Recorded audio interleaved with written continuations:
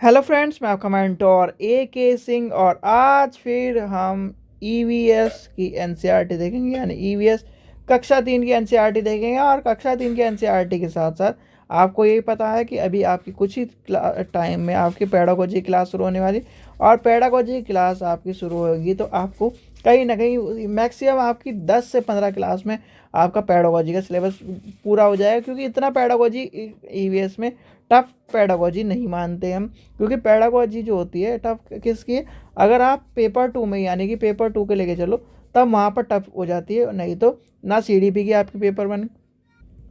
तो ये कहीं ना कहीं आपके आपके पेपर्स और जितने भी चीज़ें हैं आपको देखने के लिए मिलेंगी।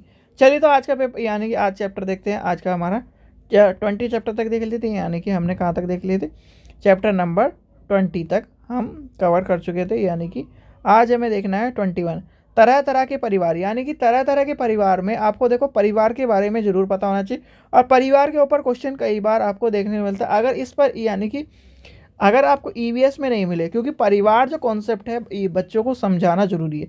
और समझाएंगे यानी कि 1 से 5 तक अगर परिवार को नहीं लेके चलोगे तो आपको कहीं ना कहीं चीज़ों को समझ में नहीं आएगा। इसीलिए कहीं ना कहीं सीटेट में परिवार को या ईवीएस में परिवार को लेके चला गया। और परिवार में क्या है, एकल परिवार और संयुक्त परिवार।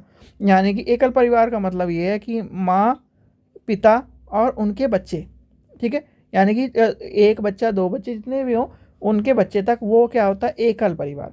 अब संयुक्त परिवार क्या होता है, यानी कि माँ, पिता, फिर उसके क्या यानी कि उन दोनों के बच्चे, उन दोनों के बच्चों के साथ साथ उसके यानी कि जो उसके चाचा चाची है उस यानी कि जो बच्चे हैं उनके चाचा चाची, ताऊ अगर ताई ताऊ हैं तो वो, यानी कहीं ना कहीं दादा दादी, यानी कि एक हेड से लेकर यानी दादा दादी से लेकर उनके जो जितने भी यानी दादा दादी, फिर उनके यानी कि जो बच्चे हैं उनके वो बच्चे। तो कहीं ना कहीं जो पूरा परिवार जो होता है तो वो कहीं ना कहीं संयुक्त परिवार में आता है। संयुक्त परिवार और एकल परिवार का कॉन्सेप्ट आपको पता होना चाहिए, क्योंकि ये कहीं ना कहीं आपको बच्चों को पढ़ाना भी है बाद में जाकर, और कहीं ना कहीं समझाना भी होता है।